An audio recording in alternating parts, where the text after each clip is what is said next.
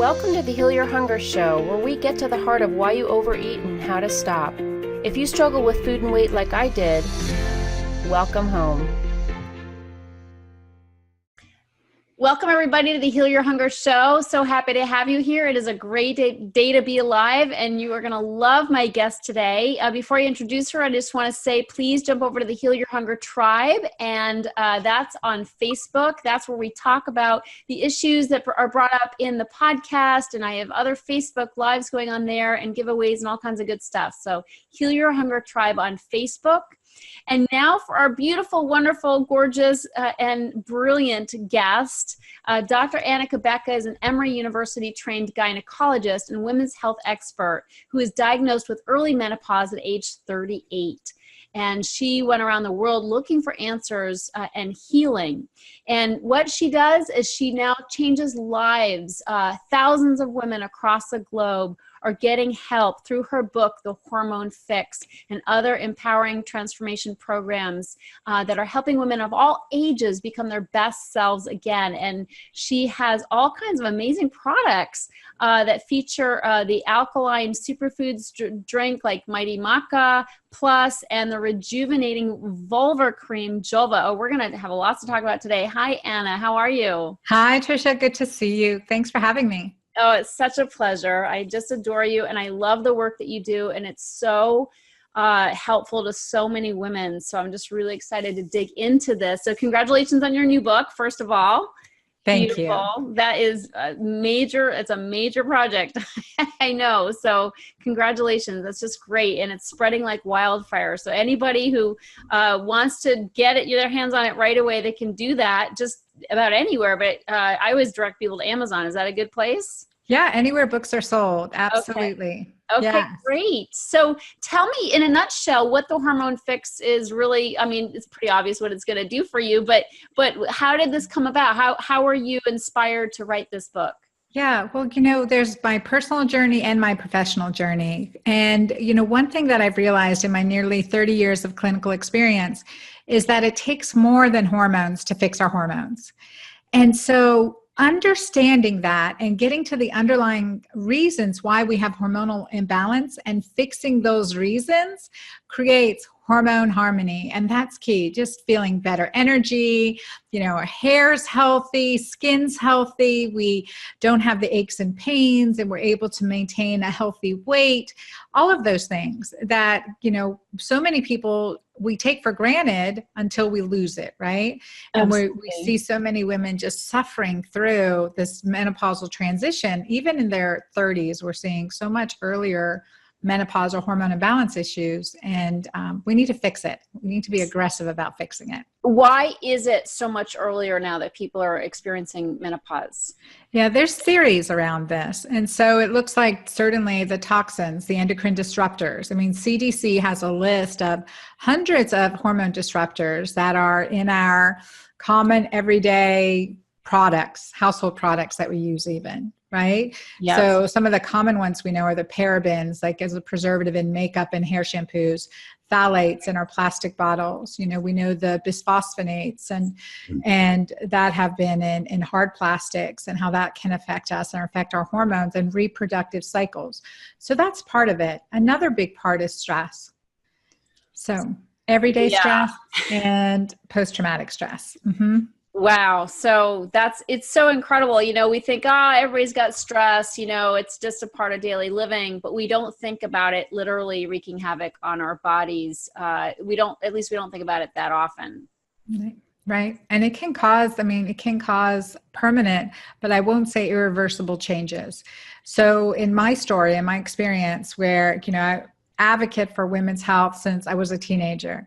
But then at age 38, as a women's health expert and Emory University trained gynecologist and obstetrician, I experienced early menopause, and I was told it would be irreversible. And I had complete ovarian failure. And so that was devastating news. I thought I knew it all, right? But I couldn't help myself.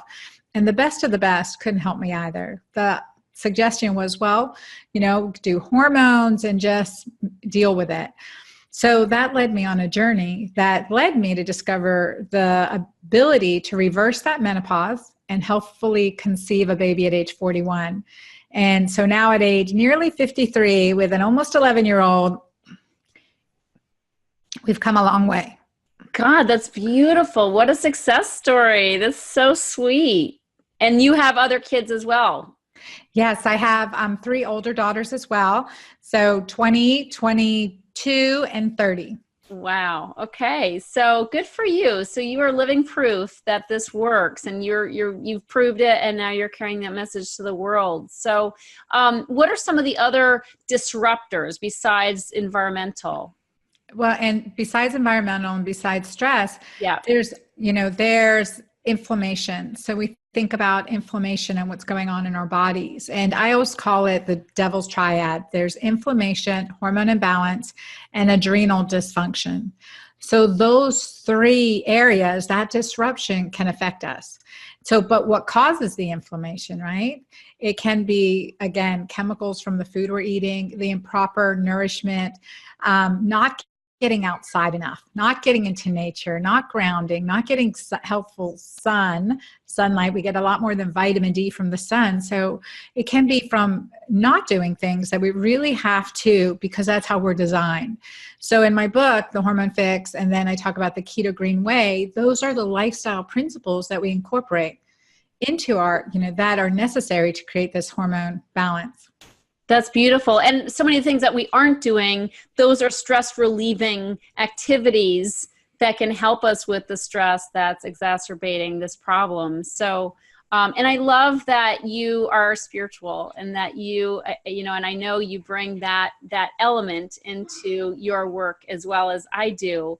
And I think that's so important, because that's part of stress relieving as well. Prayer and meditation and spiritual readings and things that can really help people feel more centered and balanced and really help them heal, literally. Yeah, and that is key. The practice of appreciation, the practice of gratitude, the practice of being in the here and now, being present, is a gift. And for me, like, my day starts with, I praise God, I am in appreciation, I am thankful, and I have to. That was a discipline and practice I learned to help recreate this hormonal balance. Really, the mind shift changes are so valuable. So let's get into some of this keto stuff, right? So people are, everybody's talking about keto. What does keto mean to you? Yeah, that's a great question. And we see keto everywhere, right? Yeah. We talk about,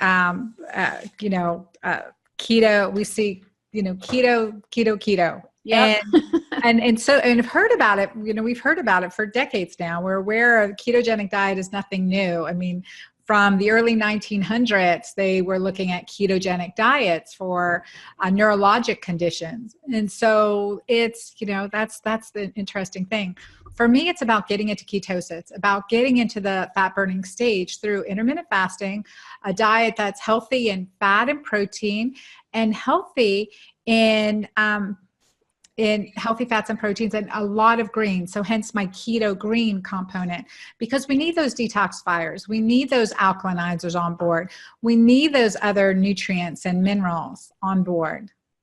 Absolutely. So when you talk about intermittent fasting, I always find for emotional eaters that fasting is not a good idea. But if somebody's eating 3 meals a day, which I call affectionately, I have coined the phrase 3-meal magic.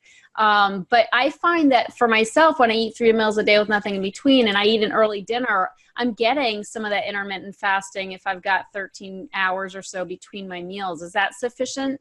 I think so. Yeah, according to the research, even if we have 12.5 hours between dinner and breakfast, we have a reduced risk of breast cancer. Now, that's huge. And a high-risk population, that was a huge finding. And so that gave me this confidence to say, I aim for 13 to 15 hours. Okay. On a regular basis between dinner, eaten by 6, certainly by 7 p.m. We want an earlier dinner, and to break fast by 10 a.m. so that we can nourish our body. And so it's kind of just readjusting how we do things. I always say, just because it's always been done this way, it doesn't mean we have to keep doing it this way. Yeah. And you can still get your 3 meals in during that time. I mean, for me, it would be like 5 a.m. to, 6, or maybe eating breakfast at 7 a.m., Yeah. Yeah. Yeah. That's super. And I think it's that 2 to 3 meals a day and understanding, getting into that habit, like, and sometimes going for longer fast and sometimes not, right? There's the feasting that we need to do in our life, the celebrating that we need to do. And so we have to consider that. So I always say there's a 10-80-10 rule, 10% fasting, 80% keto green, 10% feasting. Okay. But feasting on good, I mean, it's that celebration. It's that, okay, well, Enjoying maybe your having food. more carbs, but they're high quality carbs. You know what I mean? There's that celebration. Maybe it's a glass of wine or two. It's that celebration depending on Depending on what you can handle. What you can handle, yeah. exactly, what your body's not sensitive to, and and what's not what going to serves trigger your body well. Yeah, what's not going to trigger you to binge and that kind of. That's always what I'm filtering everything through, is like good advice, and then filter it through the emotional eater brain. So perfect. yes. Yeah. And because let's talk about that, because that's significant. When I talk about feasting, for me, my feasting has been so tailored down with what I can and can't have. No kidding. Yeah, me too. I mean, I find the more balanced and the more even my meals are, they're not eating too much in one meal and some little in another meal, keeps me really satisfied and steady and consistent, which helps with cravings and all that. So, yeah. And that's part of the keto aspect, because we need healthy fats for healthy hormones. Back in the 80s, when I was in high school and college, there was the low fat movement all the way. And Atkins' diet was short, was dismissed. Boo And, hiss. right, was just dismissed completely. And, we were told to eat all the carbs we want. Well, that's destructive to our hormones. That's created an obesity epidemic, along with the 3 meals, 3 snacks, but don't get me started on that one. Right. So, so having healthy fats is really important for craving control too. Because I like to emphasize that our willpower is physiologic, right? There's a physiologic component to it. We have to create the practices and disciplines to support a healthy willpower. And so one of my things, I have clients all the time, the midnight snack cravers, and I just tell them fat and fiber at 5. Fat and fiber at 5, and you will be satisfied. Yep. No, it makes such a difference. It's so important to get those fats in and make sure that you're eating so healthy. So tell me more about the keto green way. Yeah. So one thing that I also understand from the literature, the scientific studies show that 99% of diets fail, right? Yeah. And so I looked at that statistics and I think about, okay, well, here I have my keto green diet, but the big reason that 99% of diets fail, because it's not all about what we eat. And that's really key. In my program, I have clients check their urinary pH, because the urinary pH will fluctuate based on stress. High cortisol will fluctuate based on high acidity in the diet, will fluctuate based on inflammation or food sensitivities, but we can also use it to tell us when we're doing things right. So the healthy nutrients and minerals and alkalinizers, the, decreased stress, looking at those items to a quality life. So it's not just about what we eat, maybe 25-30% about what we eat, but 75% about how we live, when we eat, the timing, how else are we doing life and relationships. That contributes to a healthy diet, a healthy way of life. And that's what we want. We don't just want to look good. We want to feel good too. Well, yeah. And, I know, again, from my perspective regarding emotional eating, is that, it is how we're living that's causing so much of our unconscious eating, and causing the stress that we're stress eating over. So I'm right there with you in terms of needing to really address our lives, taking things off our plate, so to speak, in terms of our schedules, and making sure we have that downtime and that divine time as well. So that's beautiful. So you have in your book, it really outlines this way of eating, obviously. What kind of hormonal things are people doing to really balance their hormones through the Hormone Fix? Yeah. So with the Hormone Fix, we talk about the 10-day keto green detox, because we wanted to start cleaning up that right away, getting the nutrients in to help heal the liver. So because the majority of our hormones are metabolized through our liver. So we want to keep that powered up and focus on that. So that 10-day kickstart. And then there's 21 days of menus and meal plans, but also the practices and principles. So there's the good morning ritual and the good evening ritual, because we know a good night sleep starts with a good morning. And one of the things that I always say to change our pattern of behavior is to change the first things we do in the morning, so they really set us off to a good day. So it's that, like if you go for a coffee every day, switch it up. Do something different, even switching to a tea or, hot water, drink a hot mighty maca, right? Something like that, just switching it up. Something, I'm nourishing my body in this way today, and I'm going to start with this. That will help us make better decisions for the rest of the day. And that's something that, I've taught in my online programs for, so many women in the perimenopause and postmenopause, that they say makes a difference. It's changing their morning routine so that really sets them up for a good day. I think that's so, so valuable, because that's the time probably when we have the most willpower, right? Right off the bat, and can make good choices for ourselves. But it does, I know for myself, it sets the tone. How I treat myself first thing in the morning sets the tone for the entire day. It's going to roll after that, depending on what choices I make. So I love that. Yeah. And I like how you said, how I treat myself first thing in the morning. I love that. That's a great way to phrase it. Like, how do we want to treat ourselves in this day? And sometimes, women, we are our worst enemy on our shoulder, right? I always say, get that nasty witch off your shoulder. But so it's important. Like, if you're like, well, how would I treat my best friend's daughter? How would I treat, first thing in the day to nourish them if they were struggling with this? How would I do it for them? And so sometimes we have to start that way till we really, envelop the self-love for ourselves. Absolutely. So true. We build self-esteem with self-esteemable acts.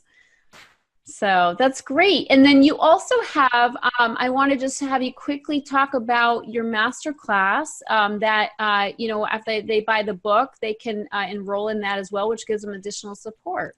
Yeah. And I created this masterclass to give 5 to 10 minute video power bites each day, essentially, and plus an accountability group, because in community, we're better. In community, we can succeed. And then just being accountable to reflect on, what have I accomplished today? What are my 10-day goals? So really created this fabulous, it's called Breeze Through Menopause Masterclass, and it helps us keep accountable. And that's really, really powerful. And it's a quick, easy class, completely free to enroll in. And part of the book bonuses that we have on the link that you'll share is for that Breeze Through Menopause Masterclass. Cool. So you get a bunch of book bonuses when you buy the book. Yes. Yeah. We have recipe cards and some downloads. It's a nice little addition. Cool. Well, God bless you, Anna. You're an amazing doctor and an amazing communicator of issues that are really, really challenging women today. And I've watched you both online and in person on stages, and you bring such a lighthearted, heart-centered message. You bring so much levity to a really tough topic. I mean, people are really struggling, but you've been there, you understand it, you've helped thousands of women with these problems, and I just love I love the energy that you bring to this topic and the way you're helping people. Thank you, Tricia. I feel the same about you. And it's been a while. We've known each other almost a decade, I think. Yeah, absolutely. Thank you. Yeah. So the last question I like to ask my guests is, what are you really hungry for? I'm hungry for seeing women re-empowered in community. I think that just passing the love, just sharing the love, being able to pass that down to their children, to those friends around them. I think that's what I'm hungry for, like the tribal women in community situation, the village that we have to create. And I've been isolated for sure. I live on an island, but also post-trauma is, post-trauma, that's why I talk about it in the book, the cortisol oxytocin disconnect. And I isolated myself for many years too. So really missing that village of people, and creating it virtually, creating it in real ways, like we contribute to charity that we're all involved in, and just extending that village. Women have so much to give, and we can't give up.